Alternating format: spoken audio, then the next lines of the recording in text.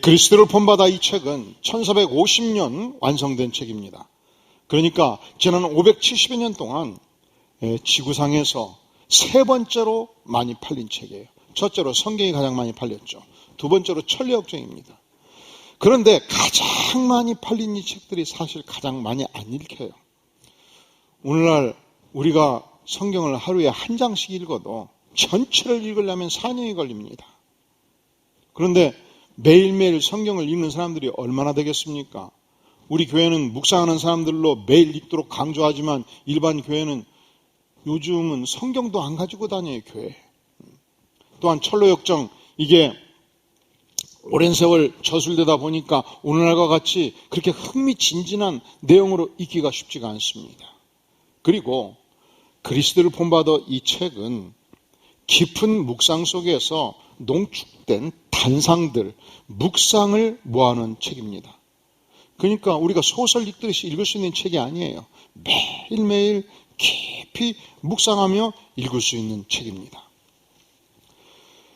그런데 이런 묵상의 책이 어떻게 570년을 견디면서 베스트셀러가 되었는가? 이건 저자의 삶과 깊은 연관이 있습니다. 저자 토마스 아켄피스는 1380년도 독일 düsseldorf 근처에 있는 캠펜에서 출생을 했습니다. 20살 때 형이 원장으로 있는 쯔볼레 근처에 성 아그네스 수도원에 입문하게 되었습니다.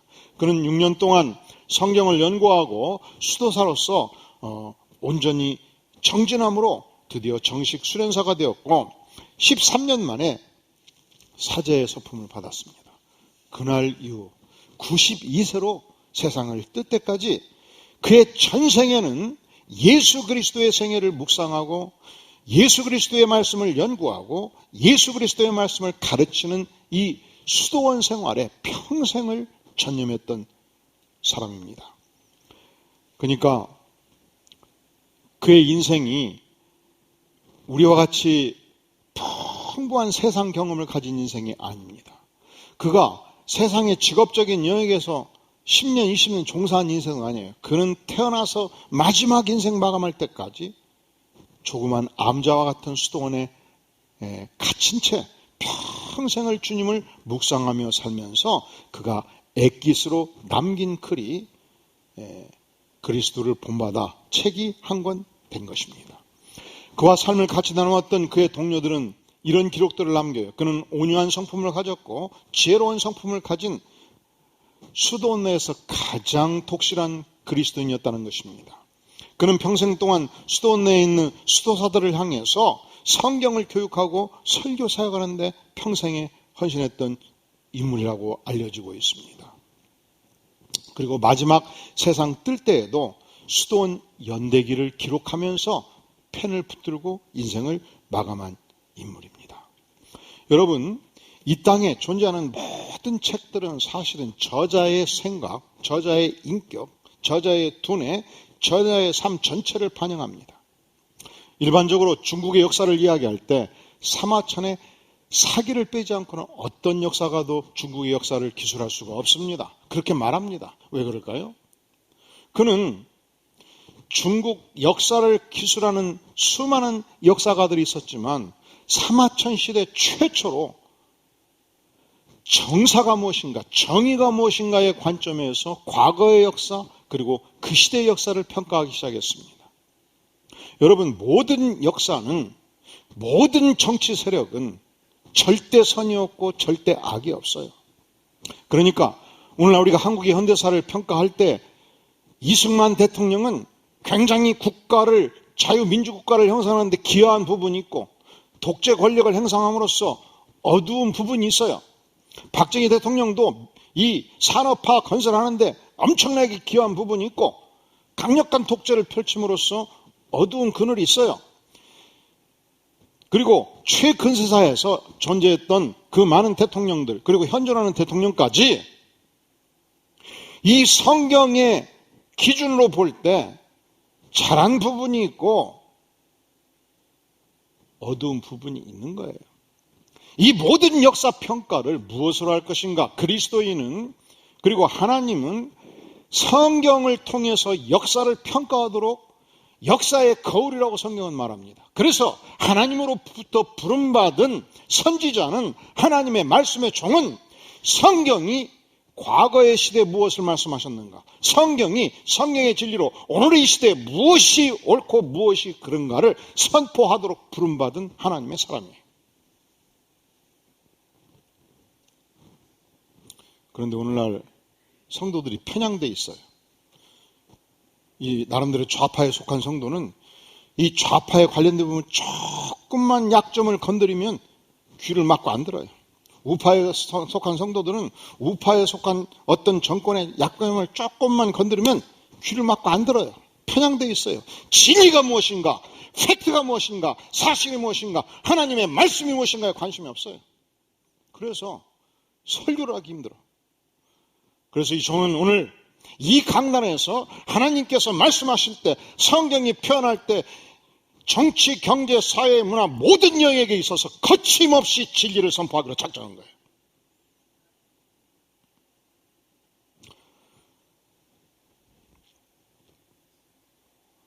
이사야 선지자는 그 시대의 왕을 향해서 무엇이 잘못되었는가 하나님의 말씀으로 선포하다가 체포되었어요. 그리고 전신을 톱으로 켜가지고 순교했어요. 사마천이 그러했습니다. 도무지 정권을 담당한 왕이 견딜 수가 없었던 거예요. 저를 체포하라. 사형을 언도하라. 그리고 가장 수치로서는 궁형을 선택하도록 하라 그랬어요. 이 궁형이 뭐냐면 남성 생식기 전체를 없애버리는 거예요. 이것은 문별 있는 집안에서는 죽음을 택하지 궁형을 택하지 않았어요. 그만큼 수치를 감당하기가 힘들었기 때문에. 그래서 사마천도 죽기로 작정했어요. 사형을 집행하시오. 그날 밤 아버지가 찾아왔습니다. 아들 발 앞에 엎드렸습니다. 눈물로 호소합니다. 아들아, 너는 이미 오늘 죽었다. 아들아, 그런데 역시 문벌 있는 집안이었 만큼 아버지도 역사를 보는 눈이 있었어요. 너가 지금까지 기도한 역사관이 정의의 관점에서 과거의 역사를 평가하고 오늘의 역사를 평가하는 이 시선이 조금도 잘못되어 있지 않다. 너가 만약에 지금 죽으면 미래의 역사는 없다. 그런 거로 너는 반드시 살아남아라. 그리고 너에게는 역사평가의 기술을 해야 되는 사명이 있기 때문에 절대로 죽으면 안 된다. 너는 사명인으로서 사명을 수행하라. 밤새 눈물로 호소를 해요. 아들을 둔 부모는 알아요. 이 호소가, 첫째는 내 아들이 너무 소중하기 때문에 수치를 극복하고 살아남는 것이 중요했죠.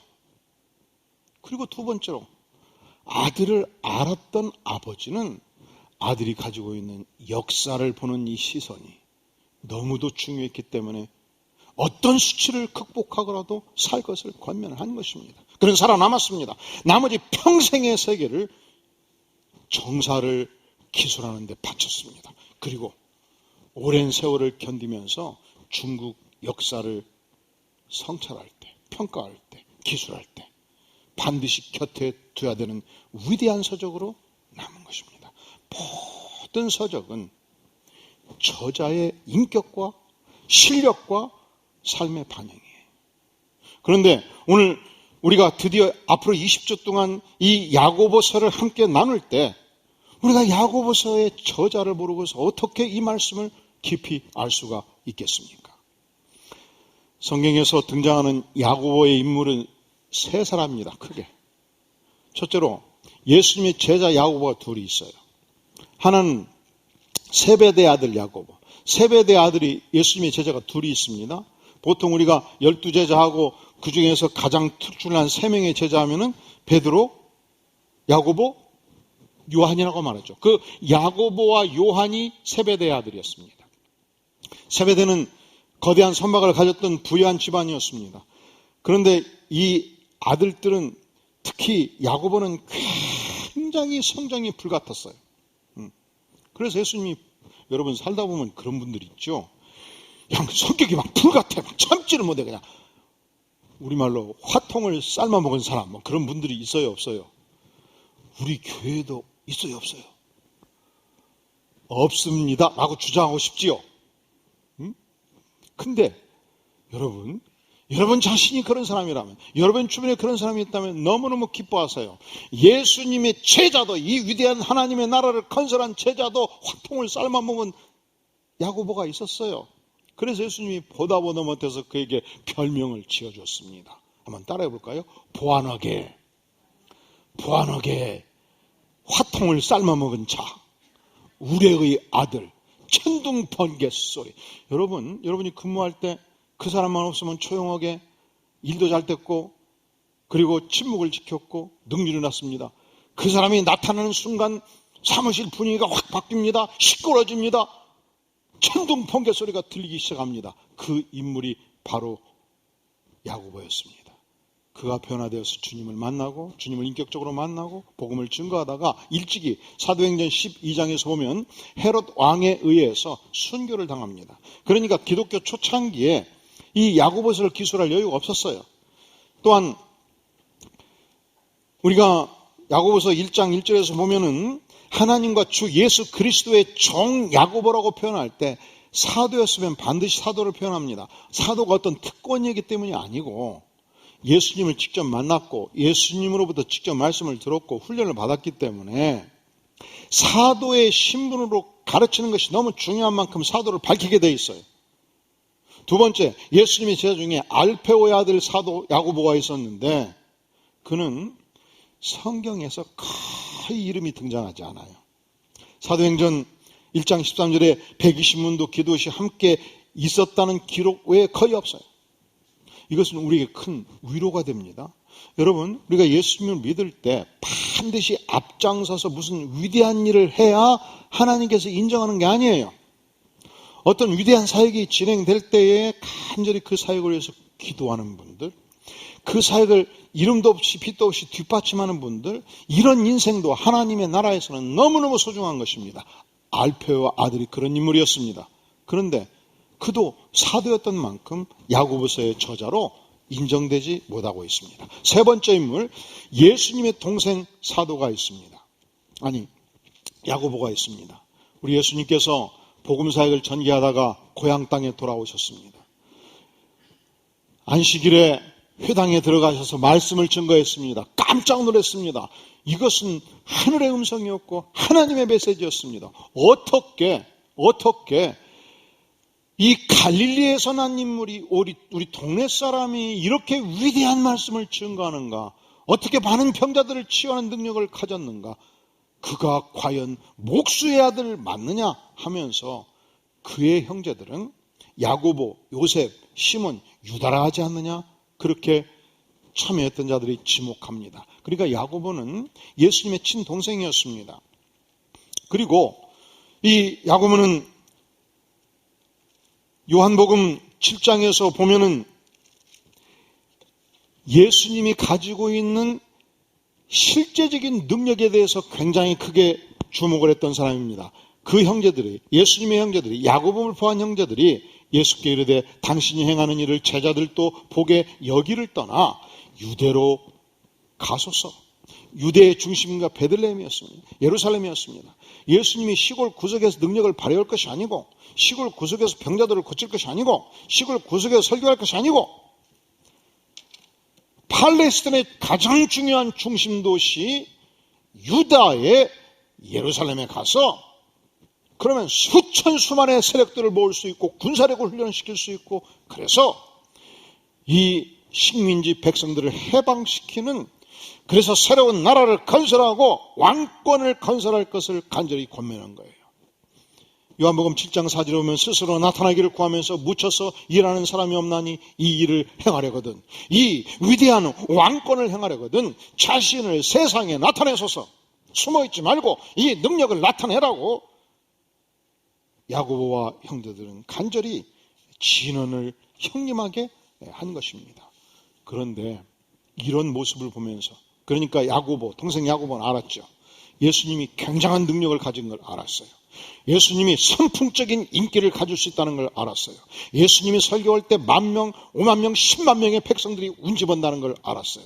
예수님께서 어떤 병자도 고칠 수 있는 굉장한 능력의 인물인 걸 알았어요. 이 정도 인물이면 형님, 시골에 묻혀 있으면 안 되지요. 서울로 가서 능력을 나타내고 권세를 잡아야지요.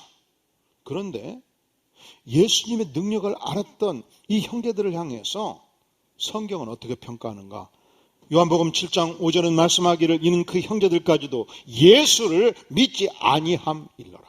예수를 믿지 아니함일러라. 무엇이 예수를 안 믿는 것입니다.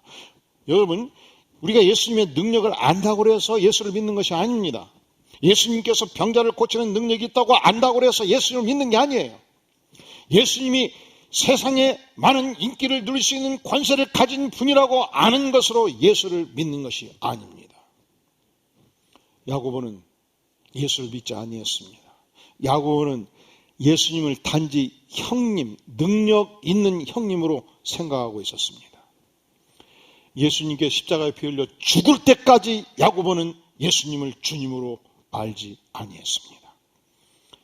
예수님께서 온 인류의 죄를 안고 십자가에 죽으시고 사흘 만에 부활하셨을 때 예수님께서 12 제자에게 직접 나타나셨습니다. 부활의 몸으로 나타나셨습니다. 500의 형제에게 일시로 나타나 보이셨습니다. 그리고 고린도전서 15장 5절은 말씀하기를 그 후에 동생 야고보에게 부활한 자신의 몸을 보이셨다고 성경은 말씀합니다.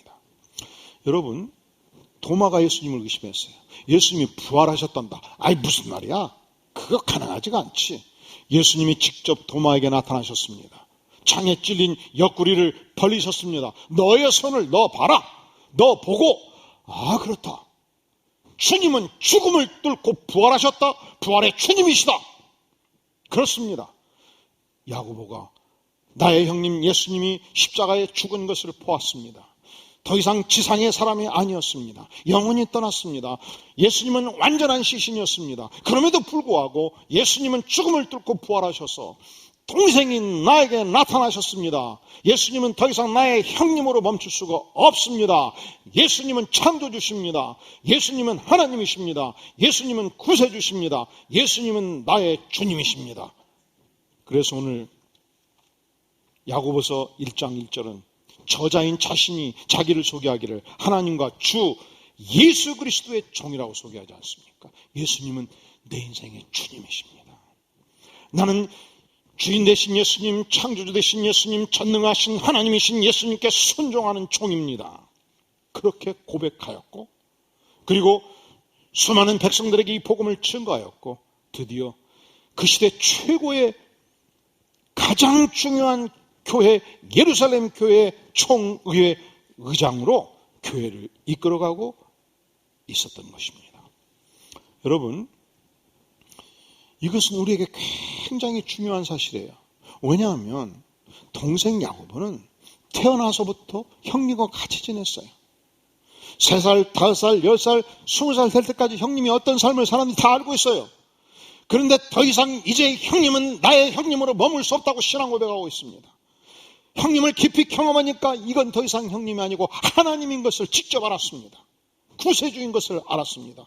그리고 남은 성의 전체를 메시아이고 구세주이신 나의 주인이신 하나님이신 예수 그리스도를 위해서 내 생의 전체를 바치는, 예수님이 죽으라면 죽고 예수님이 가라면 가고 예수님께 순교하라면 순교하겠다.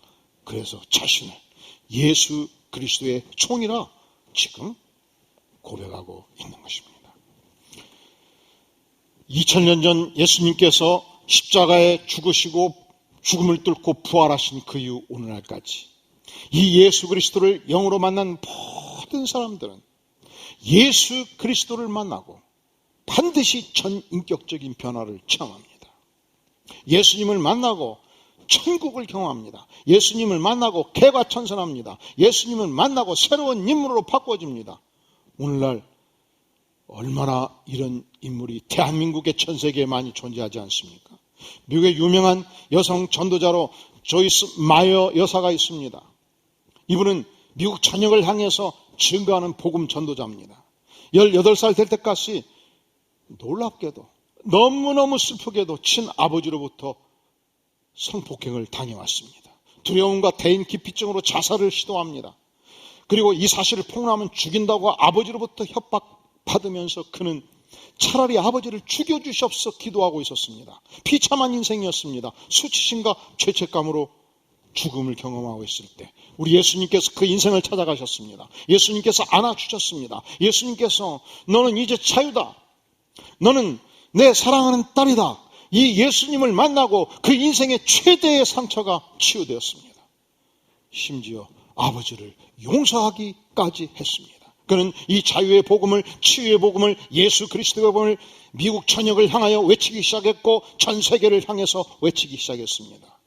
때로 나는 상처가 너무 깊어서 예수님도 치료할 수 없어요 라고 말하는 자들을 향해서 자기의 간증을 하면서 내가 치유받았다면 이 땅에서 그 어떤 인생도 치유받지 못한 인생을 없다 간증하고 다닙니다. 그가 간증할 때마다 마지막 마무리하는 말씀이 있습니다. 이사야서 6장 3절의 말씀입니다. 성령의 기름이 부어짐으로 나의 슬픔은 제 대신 화관이 되었습니다. 성령의 기름이 부어짐으로 나의 근심은 찬송이 되었습니다. 성령이 부어짐으로 나는 의의 나무가 되어 하나님의 영광을 선포하는 인생이 되었습니다. 조이스 마이어, 그가 예수님을 만나고 치유되었고 새로운 인생을 살았습니다.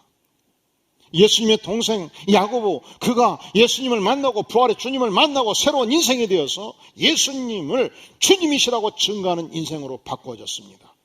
그렇다면 야고보 선생님은 오늘날 그리고 그 시대 무엇을 위해서 이 서신을 썼으며 우리에게 읽혀지는 하나님의 말씀이 되도록 했을까요? 야고보서 1장 4절에서 보면 인내를 온전히 이루라. 이는 너희로 온전하고 구비하여 조금도 부정함이 없게 하려 함이라.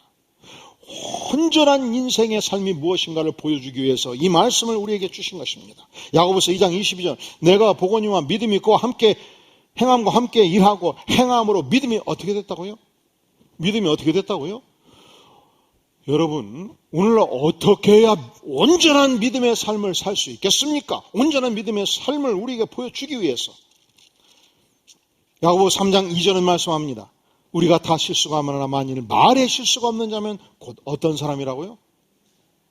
여러분, 우리가 하나님의 백성으로 신앙생활을 할 때 온전한 인격의 사람, 완성된 인격의 사람, 어떻게 그것이 가능한가? 야고보 선생은 앞으로 우리가 약 20주 동안 이 야고보 말씀을 나눌 때에 낱낱이 우리에게 말씀하실 것입니다. 우리 주님께서 말씀하셨습니다. 너희 하나님 하늘 아버지의 온전하신 같이 너희도 온전하라. 성경은 하나님의 말씀은 우리가 믿음 안에서 자라가고 장성한 분량에 이르기까지 성숙하고 온전한 성격과 온전한 인격과 온전한 인생이 될 것을 말씀하십니다. 당시 야고보 선생이 이 서신을 쓸 때 백성들은 엄청난 핍박을 받고 전 세계를 향해서 흩어져 가고 있었습니다. 그들은 예루살렘에서 가지고 있던 자기의 삶을 보장했던 직업을 떠나야만 했습니다. 그들이 보유했던 화려한 집들을 떠나서 움막으로 시골로 내려가야만 했습니다. 터키 지역을 향해서 그리스 반도를 향해서 떠나야만 했습니다. 그래서 이 슬픔을 안고 원망과 고통이 깊었던 백성들을 향하여 1장 1절 하나님과 주 예수 그리스도의 종 야고보는 흩어져 있는 12지파에게 문안하노라. 전 세계를 향해서 전답을 버리고 직업을 버리고 소득을 잃고 흩어져가는 오직 믿음을 붙들고 나아가는 너희 안에 어떤 원망, 어떤 슬픔, 어떤 고통이 있다 할지라도 그 속에서 온전한 신앙 인격, 하나님이 주신 완성된 인격의 삶을 살 것을 그는 간절히 이 서신을 통해서 그 시대 백성들을 향하여 우리를 향하여 권면하고 있습니다. 자, 그렇다면 오늘날 우리 인생들이 온전한 신앙, 온전한 인격을 갖추지 못하는 이유가 뭘까요? 그것은 야고보 선생 당시에도 이렇게 하면 온전하지 못했고 오늘 우리의 시대에도 이렇게 하면 온전하지 못합니다. 자, 1장 4절에서 인내를 온전히 이루라. 인내하지 못할 때, 불같은 성정을 가질 때 우리는 온전한 인격을 갖지 못합니다. 살다 보면 그런 분들이 있어요. 그냥 성격이 막 불같아갖고 조그만 마음에 안 들면 어떻게 할 줄을 몰라. 그리고 다 쏟아 부어버리죠. 심통이 있는 인생. 그러면 인격이 결코 온전할 수 없다는 것입니다. 어떤 인생이 온전하지 못하냐? 야고보서 2장 22절, 행함이 없는 인생. 여러분, 우리가 예수님을 나의 구세주로 믿고 하나님이 전능하신 걸 알고 죄사함의 은혜를 알고 믿음으로 은혜로 구원을 받죠. 그런데 우리가 구체적으로 매일매일 신앙생활하는 것은 믿음으로 구원을 받은 만큼 이 신앙 고백이 행동으로 뒷받침돼야 되는 것입니다. 그래서 에베소 2장 10절은 말씀하기를 우리 인생이란 선한 일을 위하여 지음받은 존재라고 말씀해요. 우리가 구원받은 백성이면 하나님께서 내게 주신 선한 사역을 위하여, 선한 사업을 위하여 일하라고 지음받은 백성인 만큼 우리가 신앙 고백하는 대로 선한 일을 행동으로 보여주는 인생이 되어야 마땅하다는 것입니다. 행동하는 신앙을 가질 때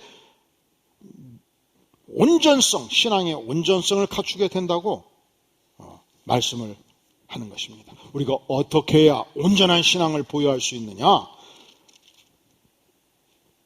야고보 3장 2절, 우리가 다 실수가 많으니 만일 말에 실수가 없는 자라면 곧 온전한 사람이라 능히 온몸도 굴레를 씌우리라. 여러분, 세치혈을 언제나 조심하라는 것입니다.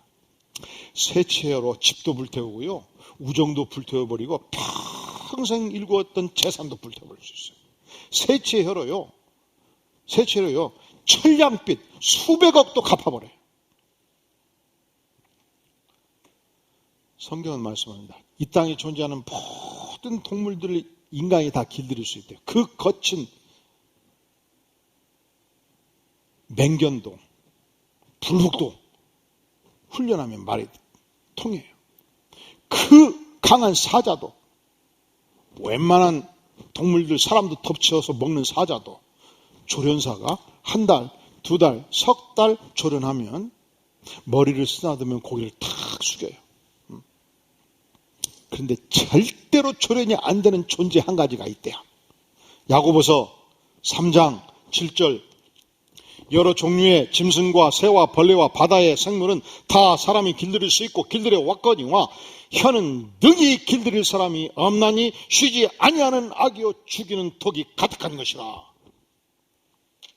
뭐가 문제예요? 혀가 문제예요. 혀가 다스려지지 않으면 결코 온전한 인격이 될 수 없다는 것입니다. 과거 모 대통령께서 기자회견을 한참 하다가 갑자기 원고에 없는 말을 시작을 했습니다. 대우건설 사장처럼 좋은 학교 나오시고 크게 성공한 분들이 시골에 별 볼 일 없는 이 사람의 형님까지 찾아가서 머리 조아리고 돈 주고 그런 일이 이제는 없었으면 좋겠습니다. 그리고 그 다음날 새벽 에쿠스를 타고 한강변에 받쳐놓고 대우건설 사장이 뛰어들어서 죽어버린 거예요. 뭐가 문제예요? 세치혀가 문제예요.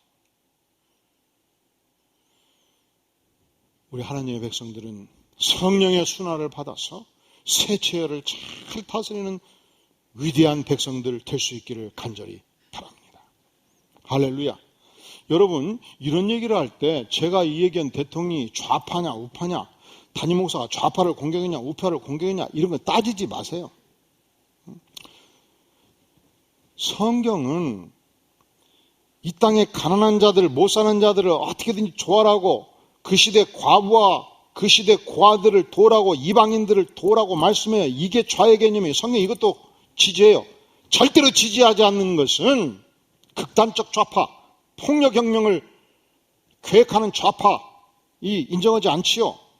성경은 인간에게 주신 이 자유를 최대한 활용을 해서 은사와 재능을 발휘해서 개인의 발전과 회사의 발전과 국가의 발전을 꾀하는 거 지지해요. 인간에게 자유를 주셨어요.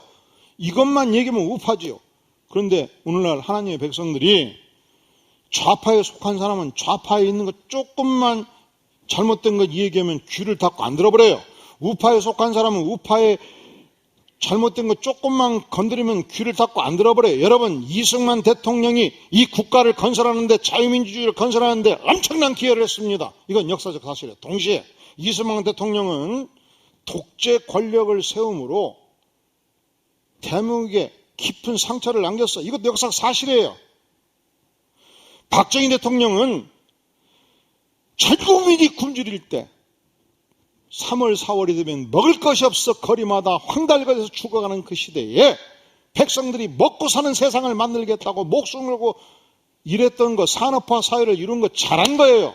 그러나 유신 정권을 펼치면서 많은 이 슬픔의 민주인사들이 감옥에 갇히고 고통스럽게 했던 그 부분은 잘못된 것이죠. 동일하게 이 땅에 존재했던 모든 정치 권력들이 현 정권도 잘한 것이 있고 잘못한 것이 있어요. 그것을 무엇이 평가하는가? 성경이 평가하는 거예요.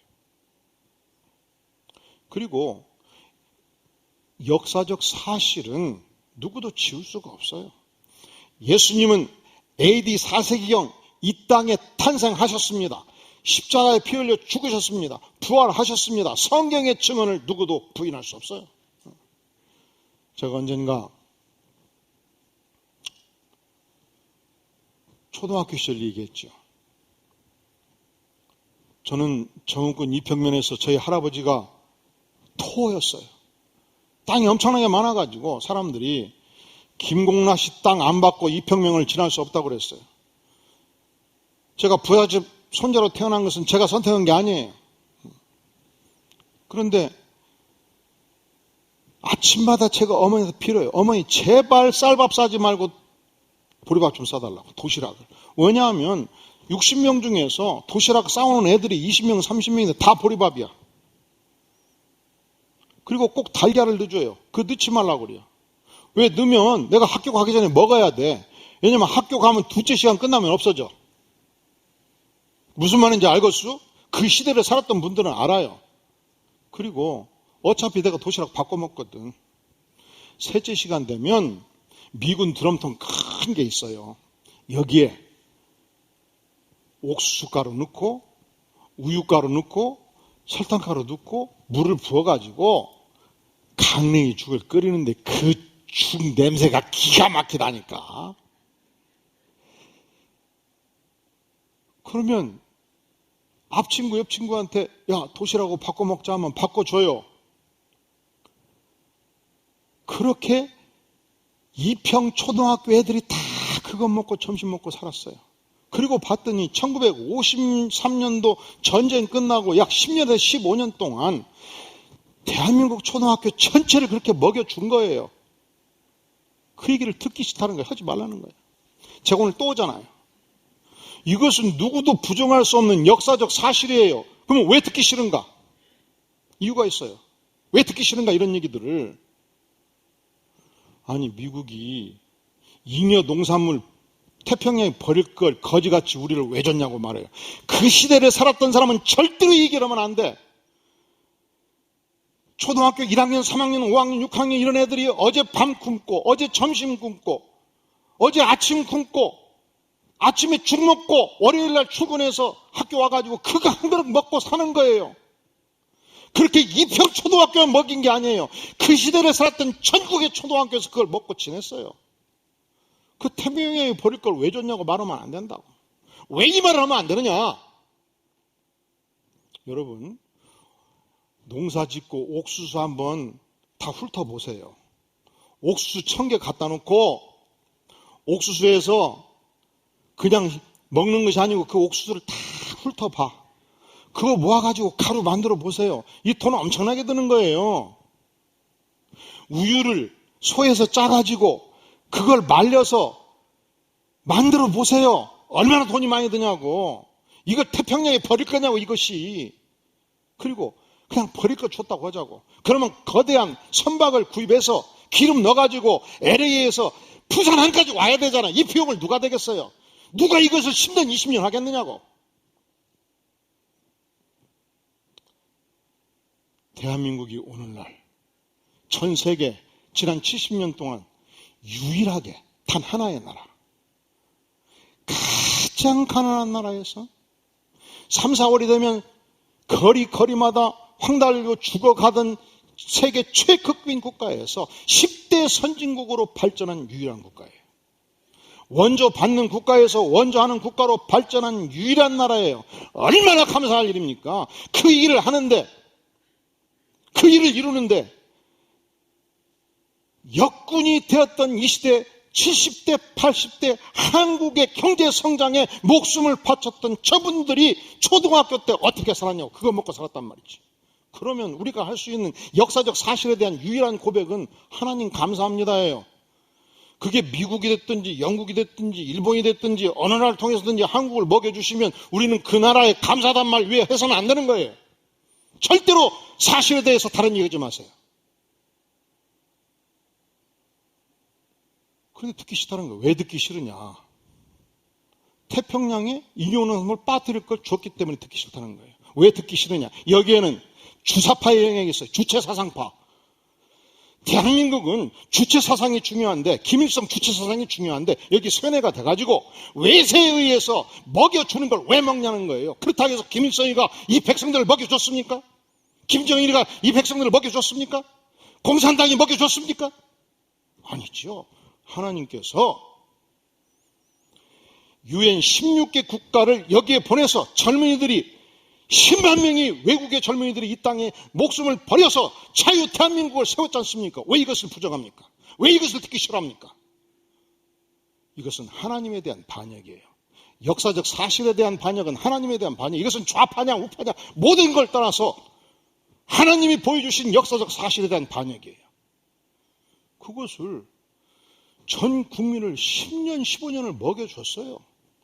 전 국민이 굶주릴 때, 그리고 겨울이 되면 추워서 죽어가던 시절, 양말을 전국 담아 넣어가지고 꼬매서 신고 다니던 그 시절, 전국의 구호물자를 미국과 영국의 그리스도인들이 보내주어서 겨울을 났던 시절이 있었어요. 왜 이 역사의 사실을 부정합니까? 이것은 하나님의 특별한 은혜예요. 그런데 반미주의 사상가들이 듣기가 싫어한 거예요. 사상이 어떻든지 간에 하나님께서 여러분이 어린 시절, 여러분이 자랄 때 여러분의 가정을 도왔던 인물들은 소중한 인물들이고 하나님께서 그들을 쓰신 것을 절대로 부정하면 안 됩니다.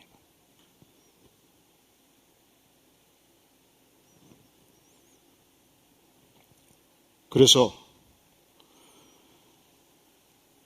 가장 가난한 나라가 세계 10대 선진국이 되었고, 동시에 좋아요, 이승만이 독재를 펼쳤죠. 그리고 박정희가 독재를 펼쳤어요.